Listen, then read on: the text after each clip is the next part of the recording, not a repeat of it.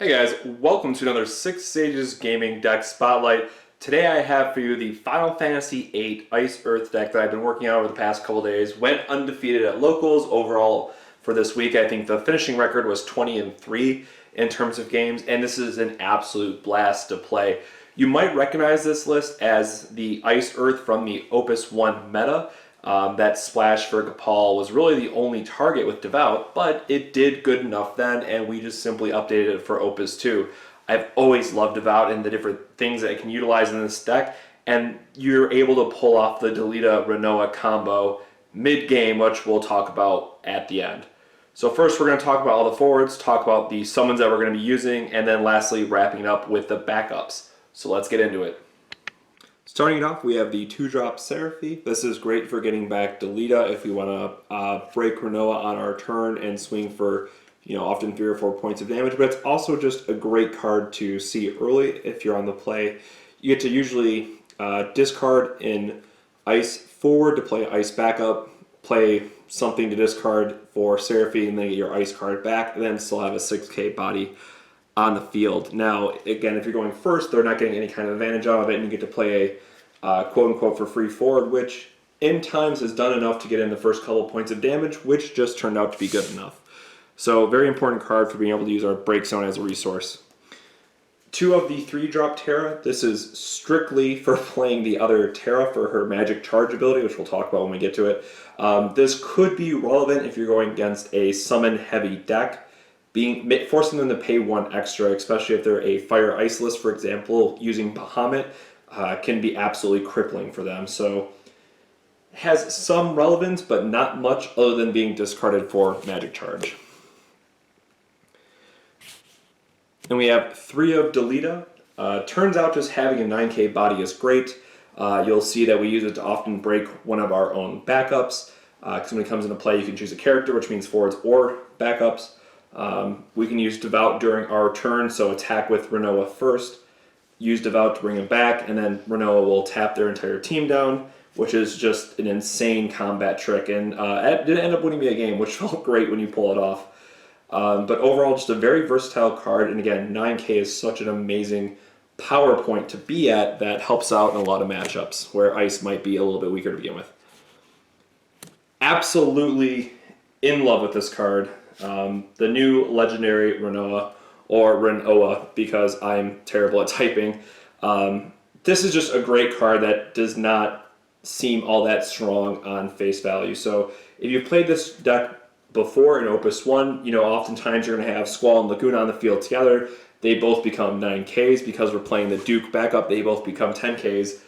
And she just becomes another 10K on the field. And what I love about this card is every game I was able to set up a Squall, Laguna, Rinoa team, and every turn, as long as I'm not worried about losing the damage race, I could attack with Rinoa, and they're not going to block or they're not going to kill her, because if they do, that's 2 more points of damage coming in at them, and chances are I have a Jill in hand to freeze their team so they can't crack back on us. So this is just a wonderful card that combos so well, again, with Devout and Delita. It's good as its own attacker, and I will say if we see another deck going forward, I could absolutely see this going into a, say, Fire Ice list, because this is naturally a card that is not only so amazing at being aggressive, it's a perfectly fine defensive card because you just block with this and it ruins your entire opponent's turn.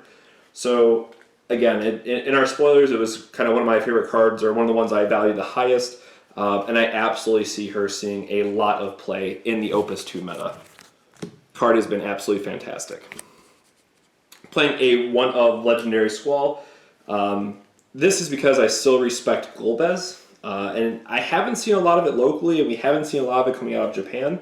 Golbez 1, not the new Archfiend one, but I think it's still good enough to have as a 1 of, because again, you do want to have Squall on the field for both Laguna's effect and Rinoa to pump her, so I think 4 is the correct number, or 4 is the minimum number I should say. I recommend if you're trying to pull off this combo. If there was another Rinoa that we could run that's not the backup, because that's awful to use her special, I would probably include a 1 of that as well, but I will not include the backup Rinoa as long as we have the forward. Again, we can use Delita to break it, but we need to be using Delita to break other things, so it's not worth it. But very strong card, ping something for a 6k and can gain first strike. Now we're going to move on to our 4-drops. The good Terra, which, again, I'm a bit confused how these two got backwards because I think their rarities should be swapped, but it is what it is. 4-drop 7k, so it's really an 8k in this deck. She comes into the field to get to deal 4k to 2 dulled forwards. Now, if you play Magic Charge, you can choose those targets, maintain priority, discard, and it's going to deal 8k. I want to give huge props to Zap for reminding me that this card exists because I haven't played with it in a long time and it hasn't been relevant. But Standard Units is a very popular deck right now, both locally and out of Japan. And this card can absolutely wreck the Standard Units deck. Every time I saw this card in Matt and I's matchup, and I was able to resolve it and take 2 of his things off the board immediately, it felt great. And again, I think we're going into a meta where there is just way too many high-powered threats where every single deck that you're playing has to have some premium removal. You know, Fire Ice kind of got away with just running Brynhilder and Bahamut, which is probably still fine enough, given its more aggressive nature, but you have to have these cards interact with your board for just all the different things that the decks are doing. So Terra was on and off playable during Opus I, and now I'm going to go as far as say that she's automatically a staple and must play during Opus II.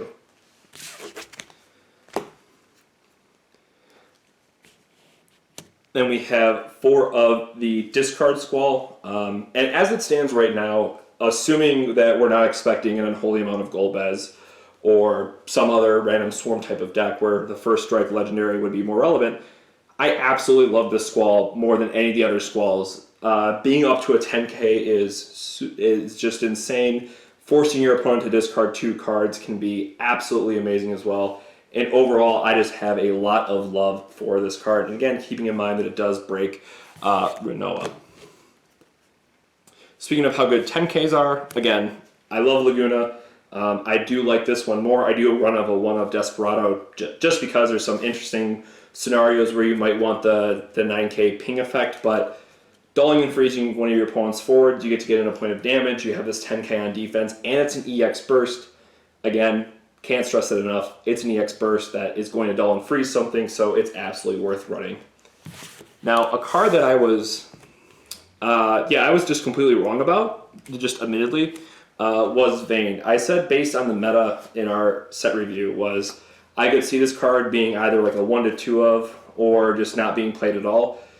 As I was building this deck and kind of looking at where our power levels need to be, and the fact that he's just a 4-drop 8k by himself is great. This deck definitely needed like 1 more 9k potential forward, and Vayne absolutely fills that spot. Highlights of testing so far have been able to lock down the Emperor from Opus I, and then because it's a dark character, our opponent is just stuck with it on the field. There's not much else they can do. What I really like as well is if they have the Red Emperor, they are just stuck with it in play. They can't, play the other one over it and break it or something because that's not in the rules. It's just stuck on the field, and it's a great way to lock out their characters. So Vayne also comes back off Devout, which can also be relevant if they spend a lot of resources. And this did happen in testing. If they say they play Odin, kill Vayne, they have an Emperor on the field, Opus 1, we just Devout, get Vayne back, have them still stuck in the same spot, and they went down 3 cards for virtually nothing. And that is an amazing spot to be in. So Vayne is absolutely here to stay. Tugapal, this card is something that we saw in the Opus 1 deck, and it was just an insane power level because giving your entire team plus 4,000 and being able to make sure that they're going to swing through for some damage and not die is often just enough that you need to make sure the points of damage are going to get through. Ice definitely is a little bit weaker at times, but having Gapal allows you to get through that last point of damage. You can bring it back off Devout during your turn, and is just a great card. So we cut it back to 2 because we can also have the Delita combo that's going to win some games for us, but I definitely think that this card is strong enough where we want to include it. Then we have a 1 of the Emperor. Again, this card is just great because it can lock our opponents on things. Now we're only playing a 1 of because the effect is not good if we have another one in our hand. It just kind of gets stuck there, unfortunately. And it's only an 8k, which surprisingly, just being an 8k is not good enough anymore. Oftentimes I had to keep this guy back and just take points of damage because he was just going to die to whatever they're attacking with, and his effect was too strong to pass up having it on the field. So I like this card for potentially what it can do to lock out our opponents, but it does feel pretty bad that he's only an 8K. Then for our last forward, we have the one of Laguna. Again, just being able to ping our opponent's characters can be very relevant. It deals 7K if we hit our opponent, and then up to 9K to all forward. So I was able to kill something with the Desperado, because again, we are playing the 3 other Laguna, so it's often that we're going to have it. But ultimately, I'd rather have the Dull and Freeze. Yes, they're both 10Ks, and being able to ping something for 7K was nice, but it wasn't really relevant in a lot of the matchups. So that did leave a little bit to be desired, but again, I want to have 4 Lagunas, and this is just the best one to run because you want to have the buff for either the Squall or Rinoa. Moving into summons, we have 3 of Mateus, and this is someone I'm not really crazy about. It could be Titan, or it could be like a 2 Titan, 1 Carbuncle split. That is something I would very strongly recommend testing. It was nice that it got a EX burst kill at some point in the tournament, but outside of that, I was often never casting it, so it did feel... I casted it once, exactly once in 23 games. So that felt pretty bad. So there are probably some better options. I was really hoping to keep it in as an EX burst, because when it killed something with an EX burst, it was great, but left a little bit to be desired. Lastly, for our summons, we're playing 3 of Bike, as I always call it, or Hecaton Care. Card's just great. There's so many things that you need to be killing in the meta now that are 3 or more. Fasuya, Zemus, there's a number of backups. In the mirror match, breaking the Devout is critical, or breaking a Kefka absolutely breaks the mirror. So again, if you're playing Earth, I'm very hard-pressed not to be playing 3 of these in the new meta. So great card, just gets better. Lastly, we're going to be talking about backups. We have 1-drop Summoner. I didn't like this card a lot at the start, but if you're playing Devout, you just have to run 3 of this card. Being able to tap 1 resource to be able to bring back a backup into play. So you play like a Jill early, then use a Summoner, and then only have to discard 1 card for Devout. Those kind of turns are really what makes it. And because we're using Devout often to break a backup, it does feel bad, and we don't often have enough resources that we need. Then we have 3 Jill. Again, this one is just an obvious staple in every ice deck going forward. Being able to freeze 2 things when she comes into play, a very strong S effect, and the fact that she's an EX burst is just insane for a 2-drop. 3 Duke. I do get criticism from now and then that a lot of people are just playing this as a 2 of. Ice is certainly one of the weakest. Water is probably the overall weakest individual element in terms of the power level, or the specific power per card ratio. And Duke helps us catch back up in that advantage. And again, having 10Ks on the board is pretty critical for what we need to be doing. Then we have 3 Devout. Again, this is really the whole entire core of the deck. I'll be going a little bit more in depth about that here at the end, but being able to just get back any 4-drop from our break zone is just absolutely insane. Then we have 2 of Kefka. It's just great value for being able to trade up one of our guys if needed, but also for Rinoa. So one of the other combos in this deck is on our opponent's turn, we just break Rinoa, so that when it goes to our turn, all their forwards are tapped and they can't do anything about it, and we just swing for 3 or 4 points of damage.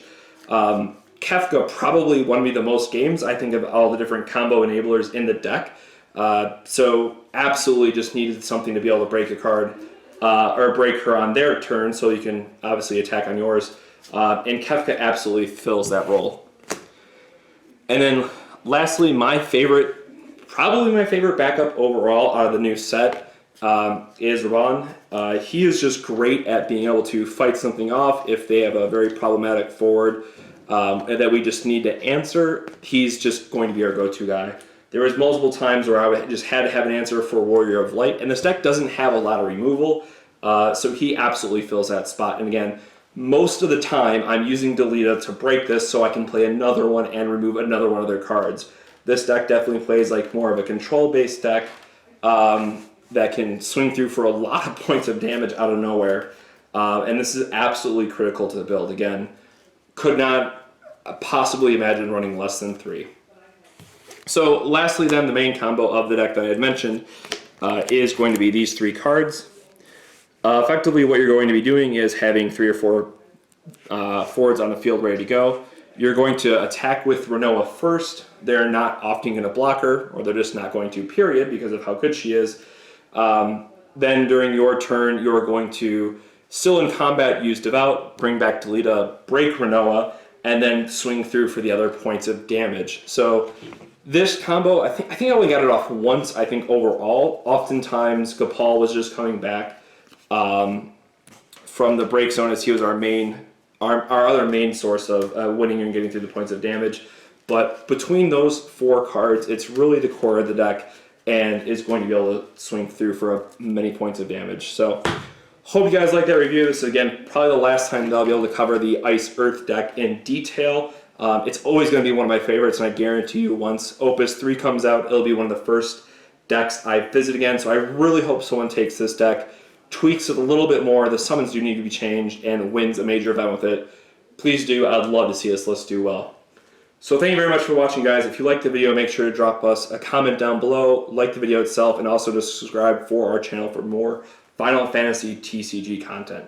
So thanks for watching, and we'll catch you on the next 6 Sages Gaming Deck Spotlight. Have a good one.